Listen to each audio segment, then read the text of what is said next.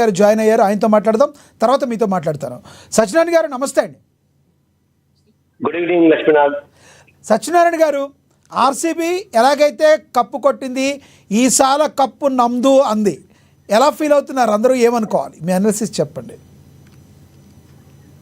Right Lakshminath, ఇదంతా కూడా Bengaluru fans కి, ఫ్రాంచైజీ యాజమాన్యానికి, ప్రత్యేకించి విరాట్ కోహ్లీ అంటే బెంగళూరు అని కాదు, ఆర్సీబీ అని కాదు, టోటల్ ప్రపంచవ్యాప్తంగా విరాట్ కోహ్లీ ఫ్యాన్స్ కి ఇది ఒక పండగగా భావించవలసినటువంటి అవసరం ఏర్పడుతుంది. ఎందుకంటే విరాట్ కోహ్లీని అంటే సాధారణంగా మన దేశంలో క్రికెట్ ని ఒక మతంగా ఆరాధిస్తారు. క్రికెట్ అనేటటువంటిది ఒక సెంటిమెంట్ గా, అలాగే ఒక ఎమోషన్ గా భావించేటటువంటి దేశం మన భారతదేశం. అలాగే ప్రపంచవ్యాప్తంగా కూడా ఆ కోహ్లీకి ఎక్కువ మంది ఫ్యాన్స్ ఉండడం, కోహ్లీ అనే వ్యక్తి గత 18 సంవత్సరాలుగా ఆర్సీబీకి ఆడుతుండడం, ఆర్సీబీ 18 సంవత్సరాలు ఐపీఎల్ సుదీర్ఘ పోరాటాల తర్వాత ఒక ఉత్సాహంగా, అంటే ఎన్నోసార్లు ఇప్పటికీ 4 సార్లు ఫైనల్ కు వచ్చినా కూడా 3 సార్లు కూడా ఫైనల్లో చేదనుభవం మిగిలి చివరికి 4వసారి ఆ కప్పును దక్కించుకోవడం అనేటటువంటిది ఏదైతే ఉందో, ఇదంతా కూడా ఇటు విరాట్ కోహ్లీ ప్రధానంగా ఆర్సీబీతో పాటు, ఫ్రాంచైజీ యాజమాన్యంతో పాటు, ఆర్సీబీ ఫ్యాన్స్ తో పాటు, ఎస్పెషల్లీ విరాట్ కోహ్లీ ఫ్యాన్స్ మాత్రం ఇది ఒక పండగగా మాత్రం భావిస్తారు. అందుకే ప్రపంచవ్యాప్తంగా కూడా ఇటు ఆర్సీబీ అంటే ఆ కర్ణాటకకు సంబంధించింది, కానీ ఇటు ఆంధ్రప్రదేశ్, తెలంగాణ, ఇటు చేసుకుంటే అన్ని రాష్ట్రాల్లో కూడా నిన్న రాత్రి మ్యాచ్ అయిన తర్వాత సంబరాలు చేసుకున్నటువంటి ఒక పరిస్థితి. అంటే ఆర్సీబీకి ఉన్నటువంటి ఒక ఫ్యాన్ బేస్ కాదు, ఇంతకుముందు శోభన్ గారు చెప్పినట్టు ఇది విరాట్ కోహ్లీకి చెందినటువంటి ఒక fan base. So Virat Kohli fan base వల్లే ఆర్సీబీకి అంత ఖ్యాతి, అంత పేరు గడించిందిగా భావించవచ్చు. ఎందుకంటే ఒక విరాట్ కోహ్లీ అనేటటువంటి ఒక సచిన్ తర్వాత ఆ టీమిండియాలో అతి దిగ్గజ బ్యాట్స్మెన్ ఎవరు అంటే నెక్స్ట్ తక్కువ చెప్పేటటువంటి ఒక పేరు విరాట్ కోహ్లీ. ఎందుకంటే ఇటు బెంగళూరు ఫ్రాంచైజీ ఆర్సీబీకి కాదు, అతను యావత్ టీమిండియా జట్టుకు ఒక మంచి సేవలు అందించినటువంటి ఒక వ్యక్తి. ఇటు టెస్ట్ క్రికెట్ కావచ్చు, వన్డే క్రికెట్ కావచ్చు, 2020 క్రికెట్ కావచ్చు, అంటే ఫార్మాట్ ఏదైనా తనది ఒకటే స్థాయి, గ్రౌండ్ లో దిగారంటే పరుగుల వద్ద పాలించడం. అందుకే చేసింగ్ మాస్టర్ గా, రన్ మెషిన్ గా విరాట్ కోహ్లీ అనేది అందరూ అభివర్ణిస్తారు. కాబట్టి అలాంటి విరాట్ కోహ్లీ ఆర్సీబీలో ఉండడం మూలంగానే మరి ఆర్సీబీకి అంత క్రేజ్ వచ్చినట్టుగా, ఆర్సీబీ విజయానికి అంత ప్రాధాన్యత దక్కినట్టుగా అయితే మనం భావించాలి.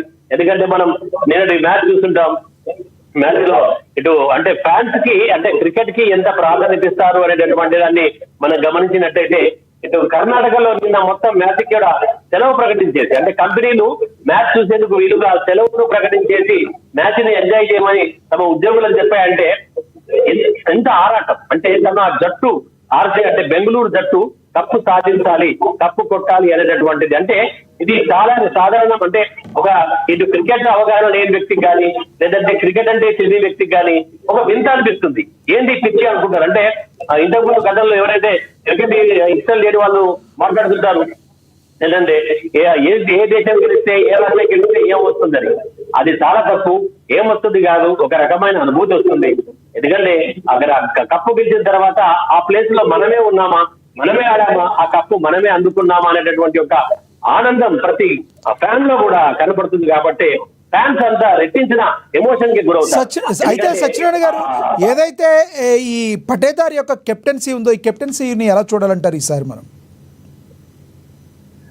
రజిత్ పటీదార్ ఒకే, అతని అదృష్టం బాగుందనుకోవాలి. ఎందుకంటే అతని కెప్టెన్సీగా అంటే పెద్దగా అనుభవం ఎక్కువగా రజిత్ పటీదార్ కి కెప్టెన్ అనుభవం లేకున్నప్పటికీ, కానీ సత్యనారాయణ గారు విరాట్ కోహ్లీ పటేదార్ ని బాగా నమ్మి అతన్ని పుష్ చేయడానికి దోహదపడ్డాడు అనుకోవచ్చా?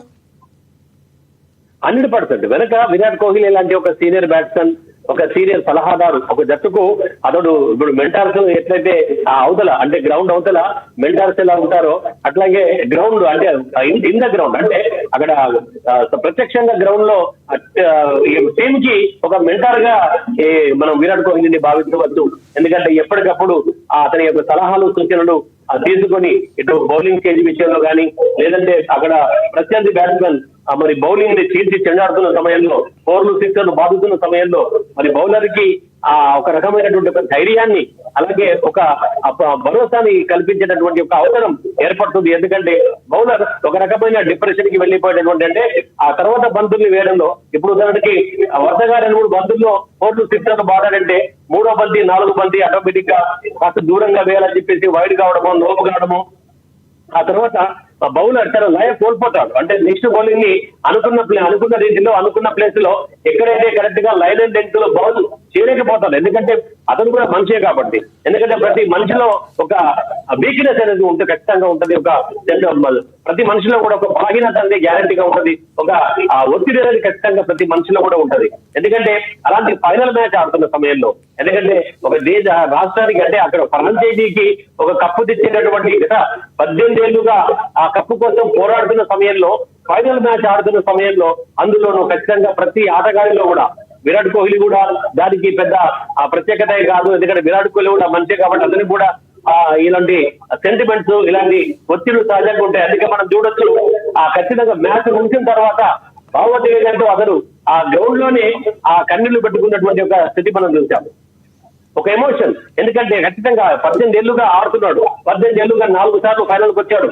కప్పు ఎప్పుడు అందుకుందామా, కప్పును ఎప్పుడు ముద్దాడదామా, తన తోటి ఆటగాళ్లతో పాటు ఆ కప్పును తీసుకొని ఎప్పుడైతే తన బెంగళూరుకి చూపిద్దామనేటటువంటి ఒక ఉత్సాహం అనేటటువంటిది ఆ కోహ్లీతో పాటు ఆ జట్టులో ఉన్నటువంటి మొత్తం స్టాండ్ బై ఆటగాళ్ళు కావచ్చు, తర్వాత టీం జట్టు డెస్క్, అంటే ఏదైతే సంబంధించినటువంటి ఒక టీం మేనేజ్మెంట్ కు సంబంధించిన సిబ్బంది ఆటగాళ్ళు కావచ్చు, సిబ్బంది కావచ్చు, ఫ్రాంచైజీ కావచ్చు, యావత్ బెంగళూరు ఫ్యాన్స్ కావచ్చు, ఒక ఆనందం అయితే ఉంటుంది. కాబట్టి నవ్వినా ఏడ్చినా కన్నీళ్లే వస్తాయని ఒక మహాకవి ఏదైతే కవి చెప్పినట్టుగా, ఇటు ఓటమి చెంది నైరాశ్యంలో కూడా ఇటు ఆ పీపీకేఎస్ ఫ్యాన్స్ దుఃఖించినట్టు, అలాగే ఆనందంతో వీళ్ళు కూడా మరి కన్నీటి బాష్పాలు, అంటే ఆనంద బాష్పాలు కాల్చడం, అంటే కన్నీరు రావడం అనేటువంటిది సహజంగా జరిగింది. ఎందుకంటే మనుషులం, మానవ మాత్రులం, మనలో ఖచ్చితంగా అలాంటి ఒక భావోద్వేగాలు అయితే ఖచ్చితంగా ఎవరు అతిథులు కాదు, విరాట్ కోహ్లీ కాదు, ఎవరు కూడా భావోద్వేగాలకు అతిథులు కాదు. కాబట్టి అలాంటి సందర్భం వచ్చినప్పుడు, అటు ప్రేక్షకుడిగా మనం మ్యాచ్ చూస్తున్నప్పుడు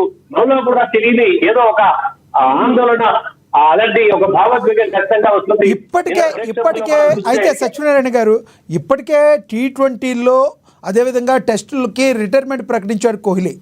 ఇలాంటి టైంలో ఐపీఎల్ కప్పు ఎప్పుడైతే ఆర్సీబీ కొట్టిందో ఫ్యాన్స్ అందరూ కూడా ఒక రకంగా భావోద్వేగానికి లోనవుతున్నారు. ఎందుకంటే సచిన్ టెండూల్కర్ తర్వాత ఆ రికార్డుకి కొంత చేరువలో ఉంది ఒక్క కోహ్లీ మాత్రమే, ప్రపంచవ్యాప్తంగా మొత్తంగా చూసుకున్న సెంచరీల విషయంలో కూడా చూసుకుంటే. మరి రానున్న రోజుల్లో సచిన్ టెండూల్కర్ సెంచరీస్ ఏమన్నా సమం చేసే అవకాశం ఒక వన్డేల్లో మాత్రమే ఆడి కోహ్లీకి ఉండే అవకాశం ఉందంటారా?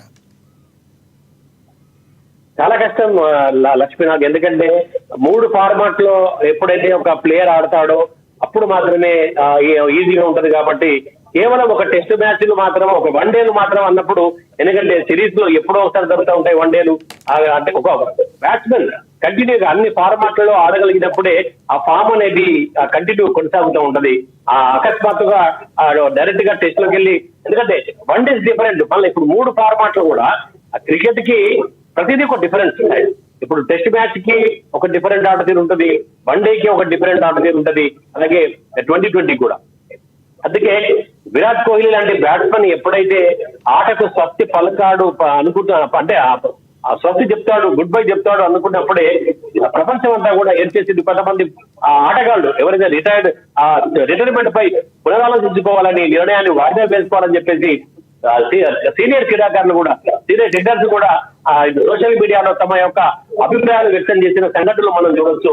ఎందుకంటే ఇంకా వయసు ఉంది, ఎందుకంటే ఆట ఆడే సత్తా ఉంది. ఇటు రిటైర్మెంట్ ప్రకటించినటువంటి రోహిత్ శర్మ విషయంలో కావచ్చు, అలాగే రిటైర్మెంట్ ప్రకటించినటువంటి విరాట్ కోహ్లీ విషయంలో కావచ్చు, ఇద్దరు ఒకేసారి టెస్ట్ క్రికెట్ కి గుడ్ బై చెప్పడం అనేటటువంటిది ఇటు బీసీసీఐకి ప్రధానంగా ఒక కోలుకోలేని పరిణామంగా మేము భావించవలసి ఉంటుంది. ఎందుకంటే ఇటు ఇంగ్లాండ్ పర్యటనకు వెళ్తున్న సమయం, ఇప్పుడు నెక్స్ట్ మరికొద్ది రోజుల్లో ఇంగ్లాండ్ కు వెళ్లాల్సినటువంటి ఒక సమయం ఉంది. 5 టెస్టుల సిరీస్ అక్కడ ఆడాలి. అప్పుడు విరాట్ కోహ్లీ లాంటి ఒక బ్యాట్స్మెన్ ఒక అండ, ఎందుకంటే జట్టుకు అతను పరుగులు